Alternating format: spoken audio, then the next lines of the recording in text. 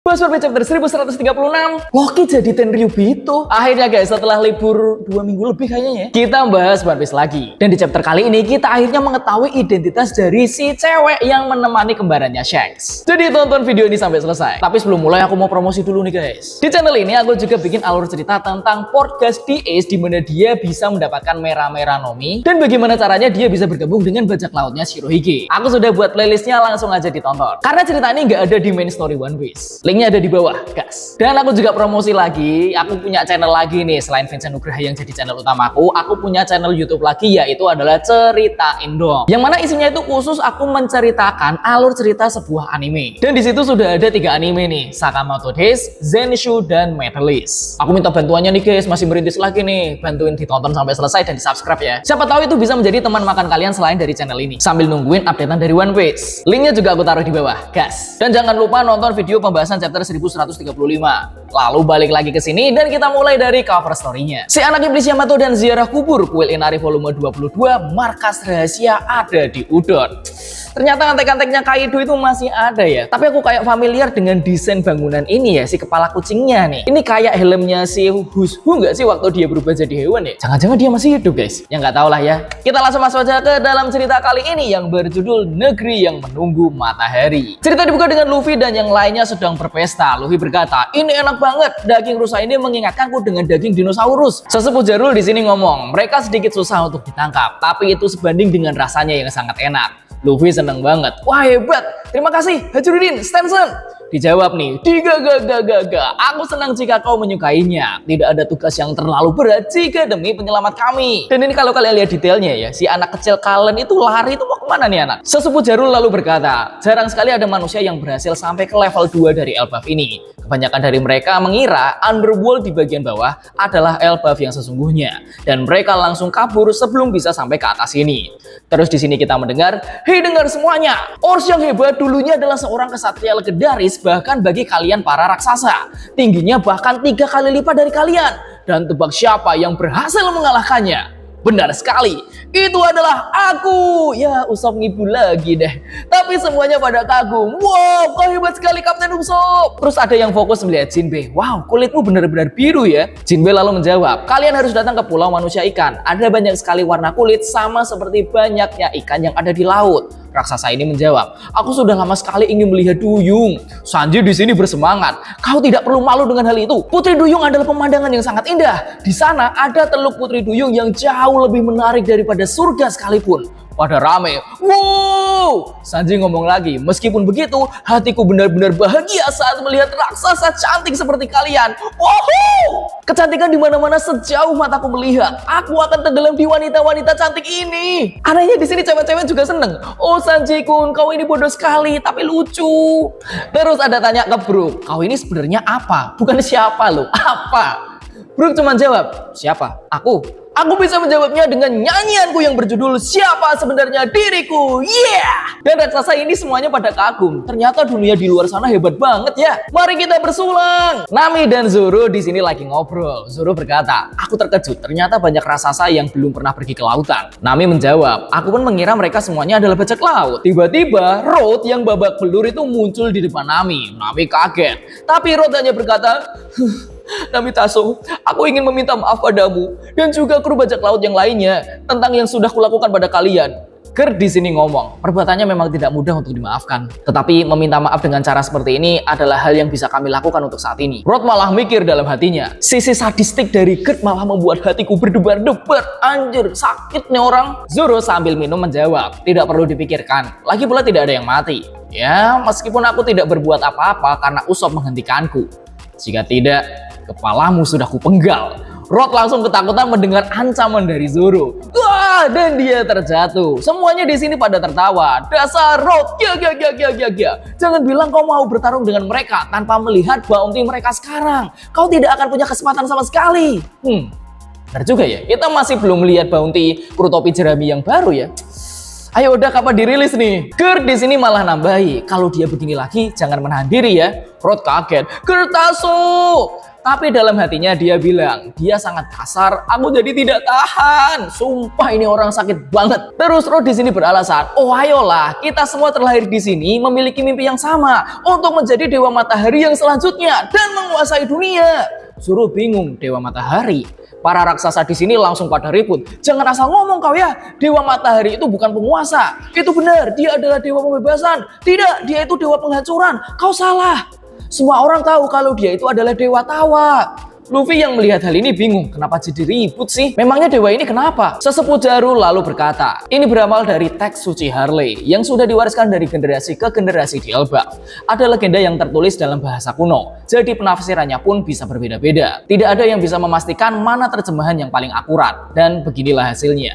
Berdasarkan teks Harley, dunia ini sudah pernah dihancurkan sebanyak 2 kali sebelumnya. Dan nama dari Dewa Matahari Nika disebutkan di setiap kejadian. Luffy ngomong, Nika? Sesepuh Jaru lalu melanjutkan, tidak ada yang tahu apakah dia penyelamat dunia atau penghancur dunia yang meratakan semuanya. Yang kami ketahui pasti adalah dia merupakan pembawa perubahan yang besar. Itulah mengapa penguasa saat ini cenderung ketakutan dengan kembalinya Nika. Luffy menjawab, Nika ya? Nama itu disebut juga sama Bonnie. Jaru lalu melanjutkan, ya, Dewa Matahari sudah menjadi simbol. Orang yang tanpa harapan dan putus asa yang berubah menjadi seorang penyelamat. Mereka bilang Nika memiliki awan putih dengan rambut putih dan juga pakaian putih. Ditambah tawanya itu bisa menular ke orang lain. Luffy menjawab, pantas saja banyak orang yang bilang aku mirip ya. Tapi aku yakin orang itu tidak ada hubungannya denganku. Stanson, Hajruddin, dan Goldberg langsung berkata, jangan begitu Tobi Jerami, kau akan mengerti jika kau lahir di Elbaf. Kami semua mengagumi Nika, bukan berniat melindungi Road ya, tapi dia memang tidak berbohong tentang kami yang mempunyai mimpi yang sama.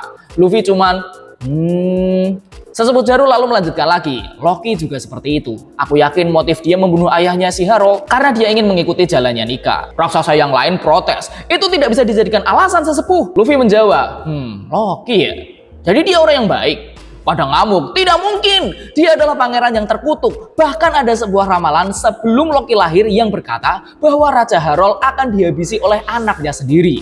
Kemudian tidak lama setelah dia lahir, kuda keberuntungan milik kerajaan langsung mati. Itu terjadi di tahun yang sama saat Lin Lin membunuh pahlawan legendaris Jorul. Dan setelah itu banyak sekali tragedi yang terjadi. Setahun setelahnya, bahkan sang ratu juga meninggal. Setelah itu, si pangeran langsung menggunakan kekuatan alaminya dan membuat Underworld di lantai bawah menjadi tempat bermainnya. Dia membunuh banyak sekali hewan buas yang ganas itu dan menjinakkan sisa-sisanya. Dia bahkan melepaskan beberapa hewan buas itu ke desa. Bahkan dia melakukannya saat berumur 10 tahun. Dia juga adalah orang yang suka membakar. Keusilan Loki membahayakan banyak orang. Dia adalah seorang pangeran dengan kepribadian yang sangat jahat. Ketika raja sedang tidak menguasainya sebentar saja, dia selalu membuat masalah.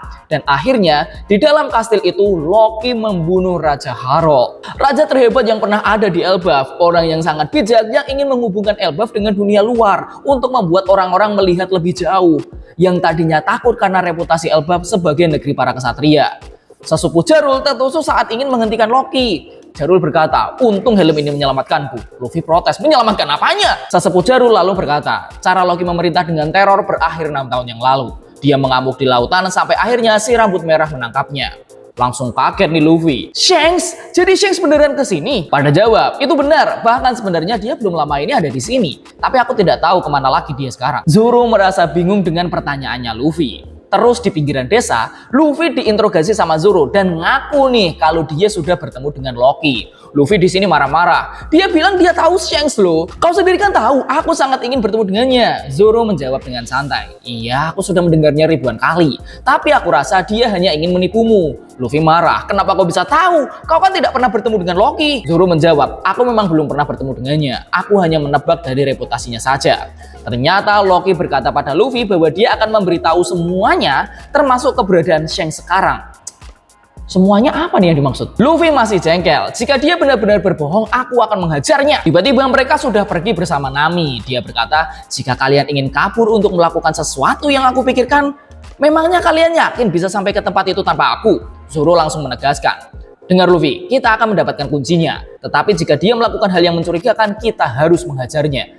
Oh, ini mau pergi ngambil kunci borgolnya si Loki nih. Luffy berkata, aku mengerti, terima kasih ya. Tapi kenapa orang ini ada di sini? Ternyata Rod itu ikut dengan mereka untuk mendayung kapal terbangnya. Nami langsung menjawab, dia adalah budakku yang baru. Rod di sini seneng banget, aku bener-bener bahagia. Terus di sini Zeus langsung tegas nih. Jangan lupa ya, aku adalah budak nomor 1 Nami dan Sanji nomor 2. Rod menjawab, Defufufufufu, wanita yang kuat benar-benar membuatku bersemangat. Sakit bener nih orang. Zoro di sini berkata, dia benar-benar tersambar petir ya. Rod langsung mendekati Nami. Nami Taso, bukankah kita ini serasi sekali? Ternyata kita sama-sama navigator loh. Nami dengan ketus menjawab, jangan pernah mendekatiku lagi ya. Siap. Nami lalu berkata, rasanya aneh juga ya, tamu kehormatan seperti kita malah pergi duluan. Luffy sambil makan, shishi. Jangan khawatir, aku bawa daging kok. Kau sudah nyobain belum? Rod malah berkata, mereka semua sedang mabuk sampai pingsan sekarang. Mungkin mereka bahkan tidak ingat sedang merayakan apa. Dan mereka berempat pun akhirnya hampir sampai di kastil dan Nami langsung berkata, hey Rod, jika harta karun yang ada di kastil itu tiba-tiba menghilang, akan jadi masalah nggak ya? Rod malah menjawab, penglihatanku itu buruk sekali, jadi aku mungkin tidak akan sadar malahan. Dasar budak. Luffy langsung bertanya, kau sudah berniat melakukan ini dari awal kan Nami? Nami dengan mata yang berubah menjadi mata uang hanya menjawab, hah? Kenapa? Matamu kenapa begitu? Kita lalu dibawa ke underworld di dunia bawah. Loki di sini tertawa. Doga, hahaha. Jadi begitu ya? Doga, hahaha. Aku sangat mengerti maksud kalian. Karenanya aku rasa aku harus mundur dan menolak tawaran kalian. Aku yakin ini adalah sebuah kehormatan. Diundang untuk bergabung ke dalam Satria Suci. Tapi itu malah membuatmu menjadi Tenryubito kan? Apa kalian mengira ada orang di dunia ini yang benar-benar mau menjadi sampah seperti itu? Terus orang yang mirip dengan Shanks ini berkata, apa kita punya mata-mata? Dan dijawablah dengan gadis ini yang ada di sampingnya. Semua informan yang kita kirim ke Elbaf melaporkan ada seekor burung gagak raksasa menuju ke arah mereka sebelum transmisi mereka terputus. Kelemahan mereka tidak bisa dipercaya. Ini kayaknya burung peliharaannya Rod nih. Dan akhirnya kita melihat wajah dari cewek ini. Dia adalah salah satu dari kesatria dewa yang bernama Gunko. Dia berkata, aku tidak tahu harus berdiri dan terus mendengarnya. Ini namanya kurang ajar. Aku tidak bisa menahan diri. Kita coba lihat detail dari desainnya ya. Dia itu di sini menggunakan topi dan kacamata yang malah terlihat kayak koala nih. Apakah mereka ada hubungannya ya? Ditambah matanya ini kayak beda warna nih kanan kiri. Dan juga bajunya ini unik banget. Gunko di sini menggunakan baju dengan lengan panjang berwarna hitam, di mana lengan bajunya ini bisa berubah menjadi perban yang bisa dikendalikan dengan ujungnya seperti anak panah, dan ditambah ini sepatunya juga bagus nih. Tapi yang mencolok adalah dia tidak pakai celana. Sempak mulu mbak, kelihatan itu loh. Udah ini di tempat bersalju pakainya kayak gitu masuk angin mbak. Di sini kembarannya Shanks, kita nyebutnya kembarannya Shanks aja ya, meskipun belum pasti sih. Kembarannya Shanks ini berkata, jangan ceroboh Gunko. Dan tiba-tiba ada serigala raksasa muncul di belakang mereka. Loki langsung tertawa. Doga, serigala, makan mereka. Serigala ini berniat untuk menyerang Gunko. Tapi Gunko dengan santai berkata, cepat mundur kalau kau masih mau bernafas. Serigala ini bingung karena tiba-tiba perban Gunko ini langsung memanjang dan mengitari leher serigala ini dan langsung mencekiknya. Perban ini ternyata bisa diarahkan dengan jarinya Gunko. Di sini terlihat perbannya Gunko ini mengarah ke atas saat tangan Gunko juga menunjuk ke atas. Loki kaget. Serigala, kau kenapa? Kembarannya Shanks ini berkata, jika kami mengampuni nyawanya, apa kau akan berubah pikiran? Serigala ini mulai kesakitan, tetapi Loki malah berkata dengan tegas, jadi ini cara kalian ya? Baiklah kalau itu penawaran kalian. Aku akan menerima takdir temanku dan berharap dia akan mati dengan damai. Tidak apa untuk berduka dan marah. Tapi seorang ksatria tidak pernah berteriak ketakutan saat menghadapi kematiannya. Dan serigala itu langsung diem. Au! Gokil juga nih Loki sama serigalanya ya. Aku akan menelan semua amarahku dan menggunakannya sebagai bahan bakar saat aku menghancurkan dunia ini sampai berantakan. Dan chapter ini selesai. Solid dan salut sama Loki nih, gokil. Dan minggu depan nggak libur nih untungnya nih. Jadi ayo kita bahas chapter ini pelan-pelan ya, dan mungkin ini durasinya agak panjang guys, maaf ya. Pertama aku ingin membahas siluet Nika yang baru ini. Di sini kita semakin terlihat Nika yang ini tuh mirip Luffy banget gak sih? Cuma di sini dia membawa sebuah pedang dan tameng. Pedang siluet Nika yang dikatakan oleh Husbu membawa sebuah pedang dan seperti tongkat atau tombak ya, aku nggak tahu nih persisnya apa. Dan coba kita lihat 3 siluet Nika dari Sun God Nika, Joy Boy, dan Luffy. Yang mana ketiga orang ini ada hubungannya dengan sejarah Nika yang diceritakan. Yang katanya dunia pernah hancur sebanyak 2 kali. Dari teks suci Harley. Bagaimana jika dulu Sun God Nika kalah dan dunia hancur, yang akhirnya dunia itu keriset ulang. Lalu datanglah era Joy Boy yang memiliki kekuatan yang sama, tetapi dia akhirnya juga kalah juga. Dunia lalu hancur dan kemudian dunia keriset ulang lagi. Entah ini di resetnya model seperti apa, aku masih belum tahu ya. Di bayanganku keriset aja. Makanya waktu fase reset ini terjadilah Void Century. Dan datanglah eranya Luffy sekarang. Bagaimana jika di era yang hancur selama 2 kali ini musuhnya adalah sama, yaitu adalah Im Sama. Maka dari itu meskipun dia bisa dikatakan menang, tapi dia mungkin selalu kesal ya dengan keberadaannya Nika yang selalu mengganggu rencananya. Terus ada hal yang menarik nih dari siluet ini ya. Pedang yang dipegang siluet ini, apakah ini adalah pedang yang tertancap di Pulau Elbaf? Dan simbol yang ada di tameng ini kan mirip dengan simbol matahari yang berada di Wano dan juga gereja di tempat Kuma pernah tinggal. Itu berarti ras Buccaneer seperti Kuma dan orang-orang di Wano, terutama keluarga Kozuki simbolnya ya, adalah orang-orang yang pernah bertarung bersama Nika. Meskipun ini aku bingung ya. Kalaupun misalnya Im Sama menang terus, kenapa dia sebenci itu dengan Joy Boy? Aku jadi kepikiran dengan titel yang diberikan kepada Sun God Nika. Dia dianggap sebagai dewa pembebasan dan juga dewa penghancuran. Dan ada yang bilang dia adalah dewa tawa. Bagaimana jika semua titel itu malah benar, nggak salah satu? Pertama, Nika adalah dewa pembebasan. Itu karena Nika bertarung melawan Im Sama untuk membebaskan semua orang yang ada di dunia dari kekuatannya Im Sama. Tetapi karena dia kalah, dia jugalah yang menghancurkan dengan cara meriset dunianya. Jadi yang meriset dunia malah Joy Boy nih sama Nika. Agar tujuan Im Sama tidak tercapai dan dia harus mulai dari awal lagi. Entah apapun tujuannya ya. Di saat yang sama mungkin ketika proses penghancuran ini dia melakukannya dengan tertawa yang diikuti seluruh tawa orang-orang yang ada di dunia karena mereka merasa puas meskipun mereka kalah, tapi tujuan Im Sama tidak tercapai. Ya itu ngarang aja sih. Terus ditambah siluet dengan pedang dan tameng ini mirip dengan relief yang ada di Skypiea, yang dimana ini ada orang pakai pedang dan tameng melawan kayak orang dengan kepala ular kayak Medusa. Mungkin gambar ini petunjuk tentang Nika kali nggak sih? Terus kita bahas Loki nih dengan perkataan sesepuh Jarul yang berkata bahwa Loki mungkin membunuh ayahnya sendiri si Raja Harald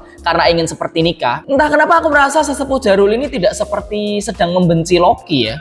Ini entah kenapa malah membuatku yakin bahwa sebenarnya Loki itu bukanlah orang yang jahat. Jadi skenario-nya begini, aku ngarang lagi nih ya. Bagaimana jika undangan untuk menjadi Tenryubito juga pernah disampaikan atau diberikan kepada Raja Harald lewat God's Knight? Tetapi beliau menolak dan harus bertarung dengan God's Knight. Dan Loki di sini mungkin melihat pertarungan ini. Entah bagaimana mungkin Raja Harald tewas dan terbunuh karena melindungi Loki yang juga ada di lokasi. Yang di sini membuat Loki merasa bersalah dan akhirnya dia menanggung beban bahwa dialah yang sudah membunuh ayahnya. Dan di situ mungkin si sesepuh Jarul ada dan menyaksikan hal ini juga. Mungkin pada tanya, "Loh Bang, kalau begitu kan mending dibongkar sekalian aja. Kenapa harus ditutup-tutupi?" Iya sih masuk akal. Tapi mengingat Raja Harald ini sepertinya kan mempunyai mimpi yang sama dengan Kozuki Oden dan juga Ratu Otohime yang ingin membuat negerinya itu bisa berhubungan dengan dunia luar. Bagaimana jika kalau ada orang luar yang datang ke Elbaf dan langsung membunuh rajanya dan kabar ini terdengar di seluruh rakyat Elbaf? Pasti rakyat Elbaf gak ada yang percaya lagi sama dunia luar dong, dan kekacauan pasti akan terjadi. Terus karena Loki mungkin ingin meneruskan mimpi ayahnya, akhirnya dia rela menutupi kejadian ini dan sesepuh Jarul pun menusukkan pedangnya ke kepalanya sendiri agar menjadi bukti bahwa pelakunya adalah Loki. Makanya Loki di sini terlihat sangat membenci Tenryubito. Menurut kalian gimana nih karanganku? Nah, itu adalah pembahasan chapter 1136 kali ini. Seperti biasa guys, komentar tanggapan teori silahkan drop di bawah dan aku minta please tolong banget share video ini ke teman-teman kalian dan juga jangan lupa tonton alur cerita dari anime yang sudah aku buat di Cerita Indo. Linknya sudah aku taruh di bawah. Guys, sampai jumpa di video berikutnya. Nama saya Vincent Nugra undur diri. Ciao.